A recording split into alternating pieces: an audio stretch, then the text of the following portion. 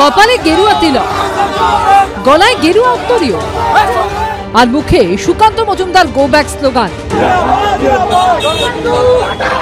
দক্ষিণ চব্বিশ পরগনার ডায়মন্ড হারবারের সরিষা মোড়ে বৃহস্পতিবার এমনই বিক্ষোভের মুখে পড়লেন বিজেপি সাংসদ ও কেন্দ্রীয় শিক্ষা প্রতিমন্ত্রী সুকান্ত মজুমদার।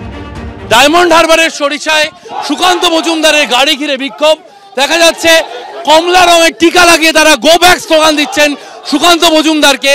সুকান্ত মজুমদারের গাড়ি বেরোচ্ছে এবং এই সরিষা মোড়ে যে ছবি দেখা গেল তাকে গো ব্যাক স্লোগান দেওয়া হচ্ছে। 14 নভেম্বর বিহার ভোটে এনডিএ জয়ের পর ডায়মন্ড হারবারে জয় উদযাপন করতে বেরিয়েছিলেন বিজেপি কর্মীরা। চলছিল লাড্ডু বিলি। বিজেপির অভিযোগ, সেখান থেকে ফেরার পথে তাদের উপর হামলা চালায় তৃণমূল আশ্রিত দুষ্কৃতীরা। আহত হন বিজেপি মন্ডল সভাপতি উত্তম বাগ সহ বেশ কয়েকজন।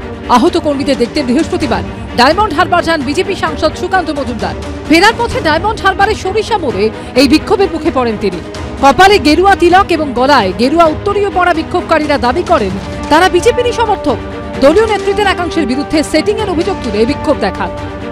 নরেন্দ্র মোদীজির আহ্বানে আমরা দলটা করতে আসছিলাম। আজকের ঘর ছেড়ে কেউ মার খাচ্ছি, আমরা এভাবেই আমাদের চলতে হচ্ছে। কোন নেতা আমাদের সঙ্গে নেই। আজকের উপরতলার নেতারা নেত্রীরা সব তৃণমূলের সাথে সেটিং করে সবকিছু দল চালাচ্ছে।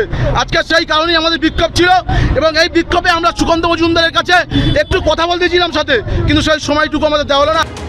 যদিও সুকান্ত মজুমদারের দাবি বিক্ষোভকারীরা তৃণমূলের সমর্থক। এক্স হ্যান্ডেলে এই ছবি ও ভিডিও পোস্ট করেন তিনি। রাজু দাস বলে যে সামনে থেকে ছেলেটি নেতৃত্ব দিচ্ছিল, সে 2021 সাল পর্যন্ত বিজেপি করত। 2021 সালে রীতিমতো পতাকা ধরে তৃণমূল কংগ্রেসে জয়েন করেছে। দেখুন, কৌশল একটাই যে এর আগে আমরা যখন বজবজে গেছিলাম তখন হয়েছিল প্রথম ধাপ, বোঝাই যাচ্ছে যেটা স্টেপ বাই স্টেপ এগোচ্ছে। অভিষেক ব্যানার্জির নির্দেশে তখন শুধু গেরুয়া ফেটি আর মাথায় গেরুয়া তিলক, পুরো বিষয়টা তৃণমূল কংগ্রেসের যে প্ল্যানিং অনুসারে হচ্ছে সেটা পরিষ্কার বোঝা যাচ্ছে। প্রকৃত তথ্য যেটা সামনে যারা ছিলেন তারা দিলীপ ঘোষ অনুগামী বলেই পরিচিত।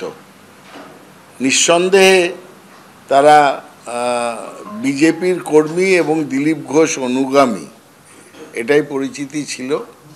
তাদেরকে বর্তমান বিজেপিতে কোণঠাসা করা হয়েছে, এটা তাদের অভিযোগ।